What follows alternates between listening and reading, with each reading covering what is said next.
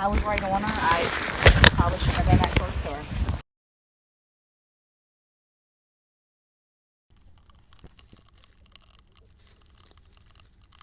Welcome to the ranch. This is Solomon, our bull.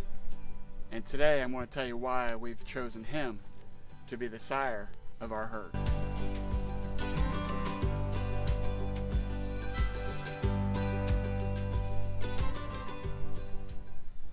So I'm going to tell you a little bit about Solomon.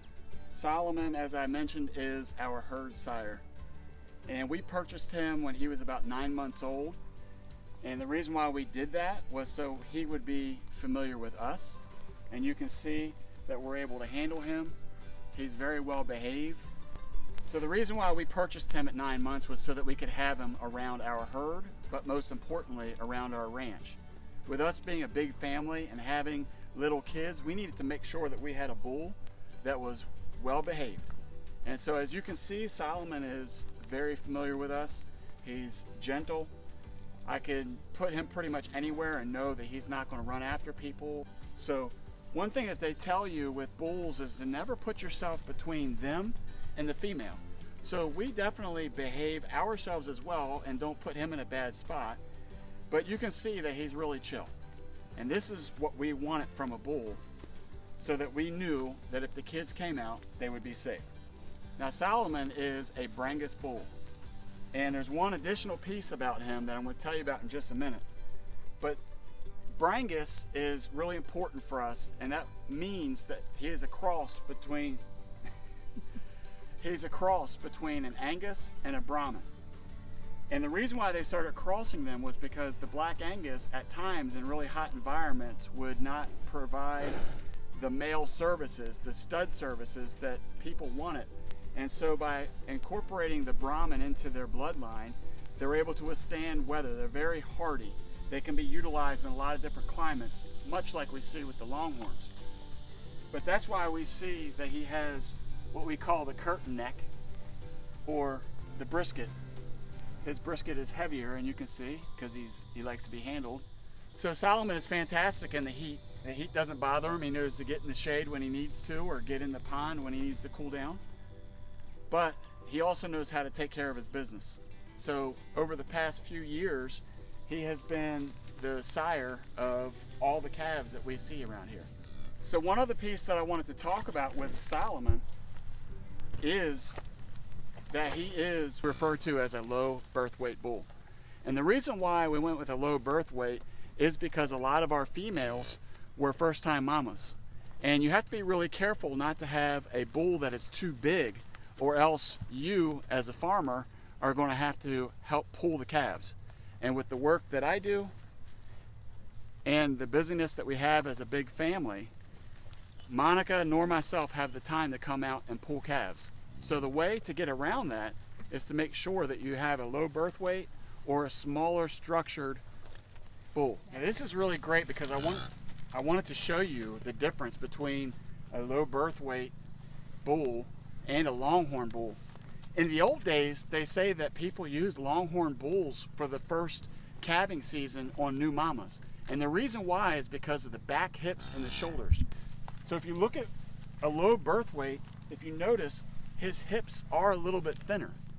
And so while some people may say that low birth weight, that's really not the case, I'm not a doctor, and I want to say that first of all, and I haven't studied this to a great extent, but what I will say is that by a visual inspection of what I see here and what we find with the Longhorns, the truth of it is that all of the mamas, first-time mamas from him, have not had any problems with calving. And that's a very important piece to take in consideration when you start a herd, because what you don't want is to have to get involved and do all the additional work. So another reason why we selected a bull like this is because of his color. The color is super important because the FDA has selected the Black Angus as a standard quality of meat. So you may be looking and asking, why do I have females that are not black? And the reason why is because when you have a white face like this, a Hereford, and you mix it with a black bull, you will get what they call a black baldy, which is a specific type of cow that people desire because it is a beef cow. Unfortunately, a lot of times when people are purchasing, whether it be meat or the actual cows themselves, they are looking for a meat specific breed. By having the white face, it indicates that that specific breed is a beef cow. Now, there's nothing wrong with what they would refer to as ornamental cattle, and that is what we see over there with the longhorn. The longhorn is what they refer to as ornamental. Does that mean that you can't eat it? Absolutely not. I've had longhorn meat and it's delicious. How about you? Leave your comments below. Let us know whether you have or have not had longhorn meat. Truth be told, most people can't tell the difference. It's a little bit more lean, but it's still delicious. So when you pick your bull, when you pick your cows, you have to look at the end and what you're trying to achieve.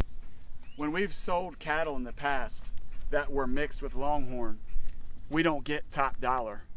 It's not to say that we didn't have good cattle, because we did, but the market is paying less money for longhorn, and they're paying less money for any type of breed that's crossed with anything less than a beef cow. And so that's why we have selected Solomon as our bull, and that's why we have the cows that we have, so that in the end our goal is to raise black baldies. Okay, I just got message from one of our friends, mentor if you will, that helped us get started in our cattle business, and they run longhorns. And so they gave us permission to come over to their place and be able to show you their bull that's about the same age as Solomon. And so you'll be able to see the differences between Solomon, a Brangus bull, a low birth weight Brangus bull, and a longhorn bull.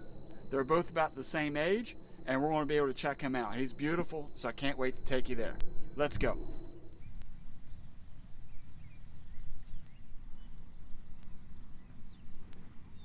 So behind me is their bull. This is their sire for their herd, and he's about the same age as Solomon, and you can see that the body structure is a little bit different. He doesn't have quite as much of a brisket. He is a little bit more sleek. His body style is just different. And again, that's not wrong. It's just a different breed of cow or bovine that we see here. So let's go around his back end and see what it looks like compared to ours. So you can see here behind me the structure of his back end, or his hind end. Okay, he turned. But you can see that it's a little bit different in the fact that longhorns have a little bit more leg to them. They're taller, they're a little bit more thin. You can see that the knuckles on their legs are thinner. We definitely want to be careful with them. We have to keep starting and stopping, because he's doing what bulls do, which he's sniffing her to see if she's ready to be pregnant again. And so what we don't want to do is we don't want to get between the two of them. And you have to be a little more careful with longhorns because it's such a long span. So this one here looks like she's got about a 5-foot span from tip to tip on horns. And his is probably about the same or maybe a little bit longer. A calf for a longhorn will typically range about 50 to 60 pounds. Whereas a beef cow, a newborn calf could weigh up to 80 pounds. And so the difference is, right up front, is the body structure of a longhorn calf is smaller. Boy, they're just determined to get to me. So longhorns are very nice. I love longhorn very much, but the horns really do and can be an issue at times. Let's get back to our ranch and finish up our video over on our side of town. I hope you've enjoyed this episode and learned a little bit more about cows. There'll be more information that comes out in the future. This is just a little bit of it. There's so much involved in trying to make the selection for a bull and for a cow. Some people prefer to use AI, artificial insemination, and that's okay too. What you have to do is you have to select what works best for you. That's what you have to make a decision on. For us, for our family, to raise the cattle that we're looking for, it includes Solomon as the sire, and it includes all these Herefords, or at least a Hereford influence on the cows. And so we're just so excited for the opportunities that we've had, that the Lord has opened up for us here on this ranch. It was taking a lot for us to get to this point, and I wanted to take time to share it with you. And I hope that you've learned something. I hope you've enjoyed this video. If you have, make sure you give us a thumbs up. Share this content with other people, if for no other reason, to at least be able to see these beautiful cows. It always brings a smile to my face. So until next time, who likes nice cows that bump into you during the whole video? Farmers do. Until next time, peace. You see him trying to hook me? So he's trying to take his horn and move me. The difference in the body structure. Ow, dude, are you kidding me? Come on, man. To your friend, Diddy. Don't bump with me. Seriously? Come on, man. I'm trying to do a video here. Diddy wants to be in the videos again. See that he is ginormous. His horns from tip to tip are probably about 6.5 feet long. Okay, so I got a really great surprise, a great family.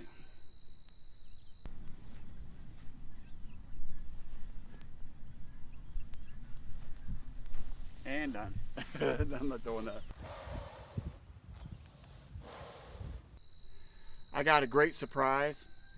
I just got word from one of the... Jeez, it was, really? When we've sold...